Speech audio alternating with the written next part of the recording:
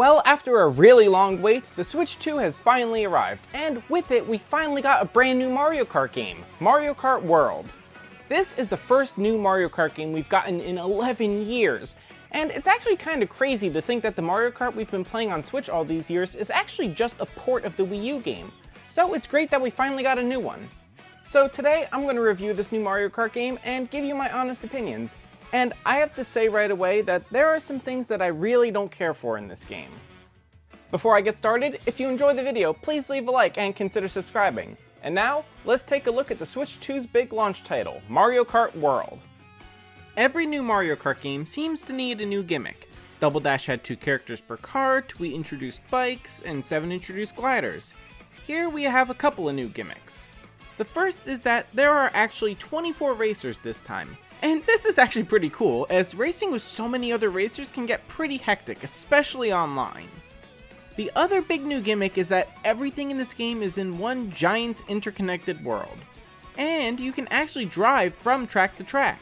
Now, in theory, that sounds like it might be kinda cool. But in my opinion, it actually kind of messed up some parts of the whole Mario Kart experience, mainly the Grand Prix mode. So for the first time in Mario Kart history, I have to say I think the Grand Prix mode is actually kind of terrible. It starts out like normal with 3 laps on a track. And when you finish that race, you see the results and get your points. Then there's a loading screen and you start driving from the finish line of the track that you just did. At this point, you need to drive to the next race.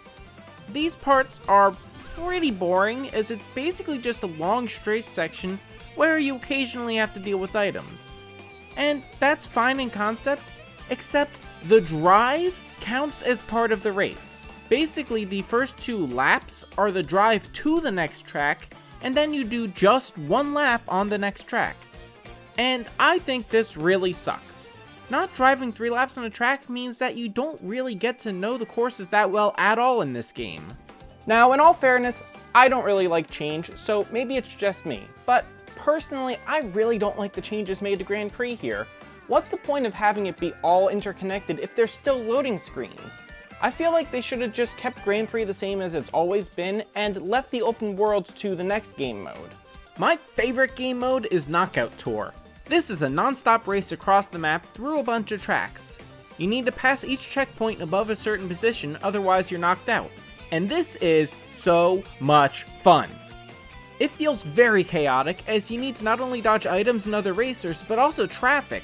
There are cars and buses driving along the roads between the tracks, and it can be pretty challenging, as often there will be a car behind an item box, so I won't see it until I get the box and I almost hit it. And surprisingly, I don't find that annoying at all, it's just fun! Thinking about it, I feel like the game was actually built around this mode. It's almost like driving between races and Grand Prix was added as an afterthought. I think Nintendo liked this mode so much they decided to incorporate it into the entire game. And I said it before, but I think that was a mistake. However, Knockout Tour itself is so much fun. Side note, Nintendo, if you're listening, I have a great idea for a fun update. You should make it so that we can make our own Knockout Tour routes where we connect whatever tracks we want. It would be so much fun. There really isn't a whole lot to say about Versus mode. You just pick a track and race on it. Now, unlike Grand Prix, in Versus mode, driving to the next track is actually optional. Instead, you can choose to just warp to the next track, and if you do that, you actually do multiple laps, which is great. Really, I think this is the first time I can say that I actually prefer Versus mode over Grand Prix.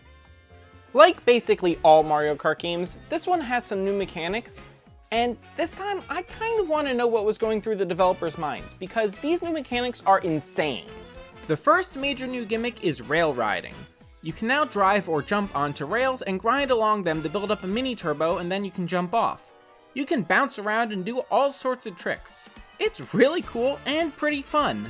My only issue is, unlike most gimmicks from previous Mario Kart games, this feels like something that more casual players such as myself won't really use that much. Personally, I'm a much more traditional racer, so I almost never use it. The charge jump is mildly useful. When going straight, if you press and hold the drift button, you'll do a little hop and then you'll start charging up a mini turbo. When you release the button, you'll jump into the air, and then when you land, you'll get a speed boost. I feel this was mainly added to do something to do during the long straight sections between tracks. However, you can use this to jump onto rails and walls. While I do occasionally actually do that, I mostly just use it for the small mini turbo. I will admit, I can't tell if you still drive at full speed while charging this. I almost think you do slow down a little bit, but I'm not sure. And speaking of jumping onto the walls, the third new mechanic is wall riding. You can now jump onto walls using a trick off of a ramp or from a charge jump, and then you can drive on the wall for a short time. You can also jump off and bounce onto other walls and rails. You can get pretty fancy with these new mechanics and chain all sorts of tricks together, and I know a lot of people are using them to create some insane shortcuts. I just don't think that these new mechanics are that useful for the casual player such as myself. So it seems like Nintendo's giving Mario Kart the same kind of treatment that most game series got in the late 90s and early 2000s. Back then, 3D games were the big thing, so most game series were forced to convert from 2D to 3D, whether or not the game really worked in 3D. Today, Nintendo seems to be trying to do basically the same thing except with open world games. They seem to have decided that since open world worked so well for Zelda, every series should be open world, so now they're trying to do the same thing with Mario Kart. And actually, in general, it's alright here. The free roam mode allows you to drive anywhere in this connected world. You can explore the landscape or drive between and on all of the tracks as much as you want. At first you might think this seems a bit boring, but luckily Nintendo seems to have thought ahead as they added a bunch of collectibles in free roam. Before I talk about what you can actually do and complete in free roam mode, I have to talk about what the reward is for basically everything: stickers. Stickers are a purely cosmetic item that you can stick on your cart. And this kinda sucks. Like I said, you can get them from completing objectives and collecting items in free roam, but you do also get them from completing other objectives in all of the game modes, such as driving a certain distance, collecting a certain number of coins, or completing a certain number of races. And while they are a cute collectible that completionists will love, their functionality is kinda terrible. You can select just one sticker at a time, and you can't even pick where on your cart it gets displayed. Some of the carts, I can't even find the sticker. And it's not like you can even see your sticker while racing. And you can't even see the stickers on the other racers because you're driving too fast and everything's too chaotic. So what's the point? I don't really hate the stickers. They are cute, and for completionists, they add a lot of fun content to the game. I just think they could have been implemented a little bit better. Anyway, now that you know about stickers, I can actually talk about the fun content in free roam mode. First are the question panels. These are scattered around the tracks, and driving over one will unlock a sticker. Some of these panels are easy to find, but others can be a bit tricky where you'll need to drive on walls to collect them. I love that they're designed to look like the item boxes from Super Mario Kart. As soon as you drive over a panel, you get a sticker. Next up, we have the Peach medallions. These are big, shiny coins, and they're scattered all over the whole world. Like the question panels, you unlock a new sticker for each coin you collect, and these are actually very fun. First, you need to explore to find them, but often once you do find a medallion, it'll be in a weird, hard-to-reach location. It can take a bit of work to figure out how exactly to reach some of them, and you'll often need to use the game's new mechanics in creative ways. I actually really enjoyed collecting these medallions, even if the reward is just a sticker. And next we have the P-switches. This is basically a return of missions from Mario Kart DS. Scattered around the world are P-switches, and when you hit one, you'll be given some sort of objective to complete in a limited time. These are often things like driving through rings, collecting blue coins, or even completing a mini race on a small track. And actually, I really like the missions that are the mini races. What's great about missions is they often force you to use some of the new mechanics in the game. Even in some of the race missions, you kind of need to use the rail and wall mechanics. Of course, battle mode returns in this game. We have balloon battle and coin runners, and everything plays exactly as you would expect if you played any Mario Kart game before. In balloon battle, you have to pop all of your opponent's balloons before all of yours get popped. And in coin runners, the goal is to collect as many coins as possible. It's kinda nice that you can have 4 teams this time around. My only issue with battle mode is that some of the arenas are kinda terrible. I mean, some are alright. They're simple and easy enough to play on, but some of them are just too sprawling with too many obstacles. It makes it way too hard to find other battlers, so it's not nearly as exciting as battle mode in other Mario Kart games. Of course, it wouldn't be a Mario Kart game without multiplayer, and of course, it's the usual good time here.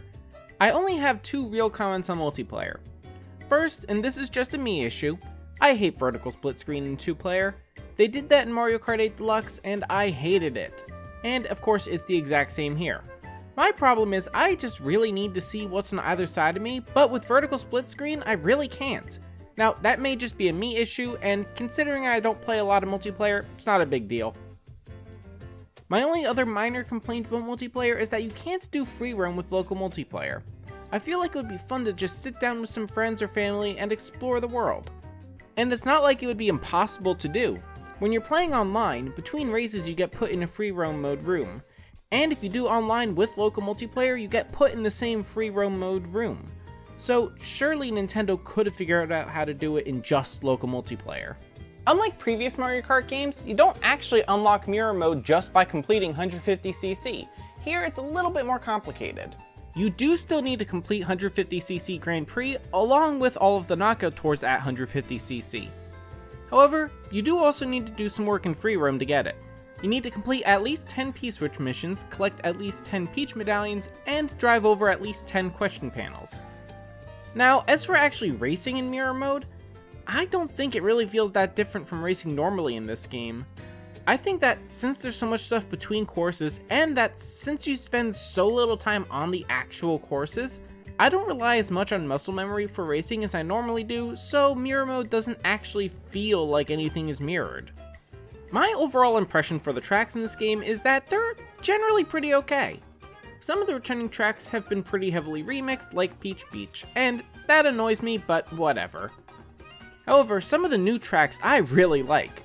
Faraway Oasis and Peach Stadium are really fun to drive, drifting around the corners and bouncing off the walls. I must admit, I'm not a huge fan of the new Bowser's Castle. It's not bad, but it's nothing compared to Wii Bowser's Castle.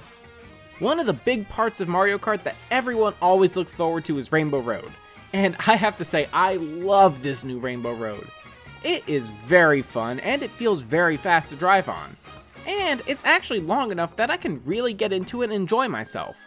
Certainly it's a lot better than Rainbow Road in Mario Kart 8. I will complain though a little bit that you can't actually get into Rainbow Road in free roam mode. Not a big deal in any way, it's just mildly disappointing. If there's one thing Nintendo does well with their games, it's music, and this game is no exception. I don't think there's a single bad track in this game, starting with the main theme. Mario Kart World!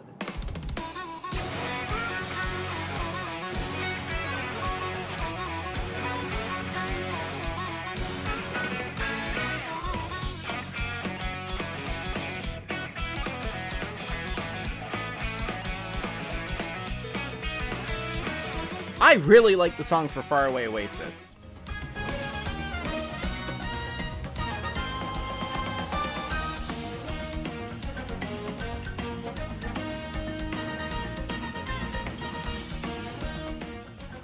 Even the returning music tracks are awesome here.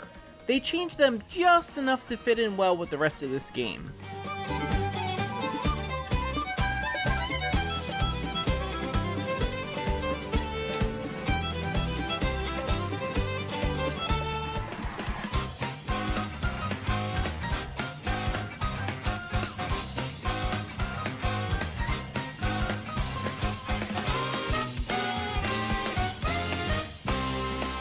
Now, as good as the songs for the different tracks are, the best music is actually in free roam. As you're driving around, you get to listen to remixes for older Mario themes. And I'm not just talking about Mario Kart music, there are tracks from all throughout the Mario series here.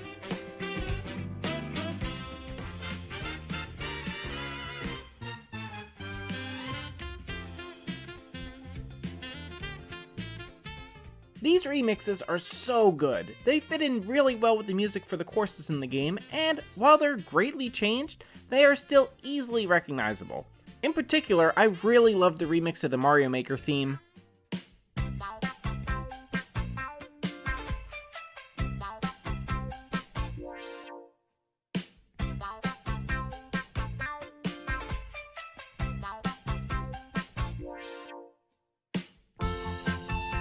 The character selection in this game is honestly kinda stupid. Now, I personally only care about Yoshi. However, there are a ton of other characters. You have the usual characters like Mario, Luigi, Peach, Bowser, and Donkey Kong. And then there are some that are a bit more unusual, but they still make some sense, such as Hammer Bro, Pianta, and Charging Chuck. However, there are some characters that they included that make absolutely zero sense. Like, how can a fish drive? It has no hands, no feet, and it isn't even in the water. Yeah, they don't make sense, but I don't really have a huge problem with them. It gives players options. If they want to play as a cow, now they can. Weirdly, a lot of these oddball characters are actually unlocked through an item. In this game, Kamek has been downgraded from a playable character to an item. When he's used, he flies ahead, turning all the racers in front of the user into a different weird character and placing obstacles in the road. If it's the first time you've been transformed into that character, you unlock it. It's kinda weird, as it makes it completely random when you unlock certain characters, and this I feel like is really going to suck if someone wants to speedrun getting 100% in this game. Now, maybe Kamek changes you into a character based on what course you're racing on? I would think that would make sense, but I still don't like that you need to rely on a random item to get characters. But what I really have a problem with is that some characters aren't present that really should be. There are no Koopalings, no Diddy Kong, no Funky Kong, and this bothers me mainly because I am sure they're going to be added later on as paid DLC. Now, I personally absolutely hate DLC. I think games should just release with all of their content and that's that. But unfortunately, this is just how the gaming industry works now. There's more money to be made in paid DLC, so why would they not do it? I will say, I am really happy that we just have Mario characters as racers this time. It's Mario Kart, not Nintendo Kart. Besides the large number of playable characters, there are also now costumes to unlock for each character. You unlock these costumes by eating different food from around the world. Once unlocked, you can then choose these costumes from the character selection screen. If you collect the costume on the way to a new track in Grand Prix, you remain in that transformation for the duration of the race, and then you switch back to normal for the beginning of the next one. If I'm being honest, I don't really care about the costumes. I'm sure some people love them, and they're really not a bad addition. Actually, I kinda like that they add a lot of replay value to the game trying to collect them all. I just personally don't care to use them. Luckily, if you don't care about the costumes, you can actually disable the transformations, so you can still eat the food and get the small speed boost without actually transforming. Probably the part of this game that I'm most happy about is that the karts are all pre-made here.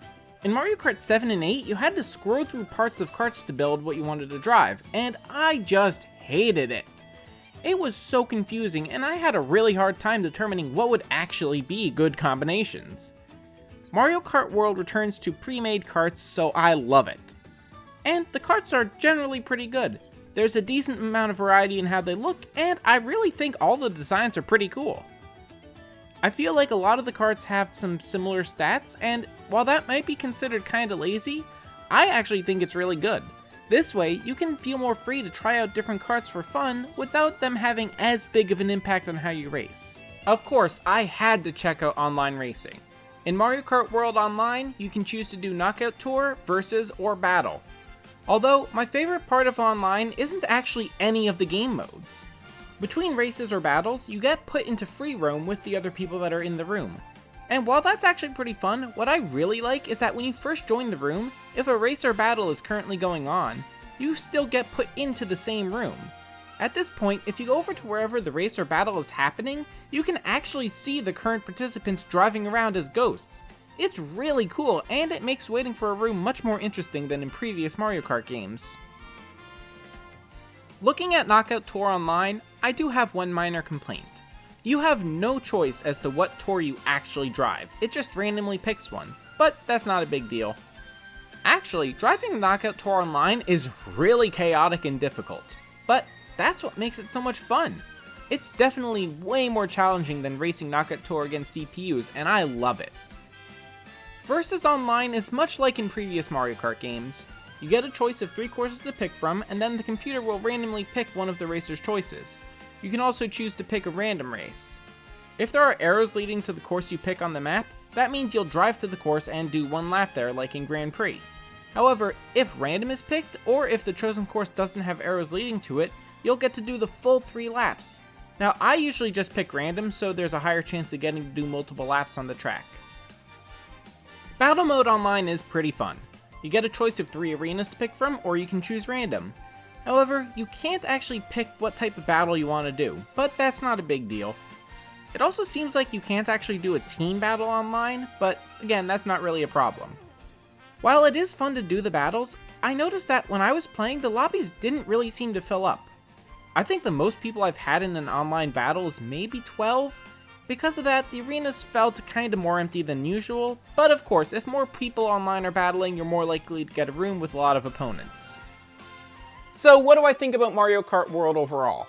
Well, it is certainly the best game Nintendo has published for the Switch 2 so far. Granted, it's the only game they've published for the Switch 2 so far, so it's not really that impressive. However, is the physical copy worth the $80 price tag? Honestly, as much as it pains me to say it, no, it's really not worth $80. Now, don't get me wrong, it's not a bad game, it's certainly better than Mario Kart Tour. I think my biggest issue with the game is just the open world being forced upon you all the time, even when it doesn't need to be. Yes, Knockout Tour is fun, and free roam is pretty cool. But I really don't think Nintendo needed to change Grand Prix so that you drive between the tracks. Even battle mode suffered from the open world, since the arenas ended up being too sprawling and big so that you can't find the other battlers. And while you certainly have some good characters to choose from, there are some that really did not need to be in the game, whose spots should have been given to classic characters like Diddy Kong and Funky Kong. The game certainly does have some good points. I think Knockout Tour is my favorite game mode in any Mario Kart game, and I love that they brought back mission mode in the form of the free roam P-Switch missions. That being said, if Nintendo decided to drop the price of this game to $60, it would absolutely be worth it. And yes, I know if you get the Switch 2 bundle with Mario Kart, it's basically like getting Mario Kart for $50, and that might be worth it for you. But for a physical copy, I have to say, just because it's Mario Kart does not mean it's worth $80. Thank you so much for watching. If you enjoyed the video, please leave a like and consider subscribing. I absolutely want to know your thoughts on this game. Do you like the changes to Grand Prix mode? Also, who's your favorite character to race as? Please let me know down in the comments. Well, until next time, so long!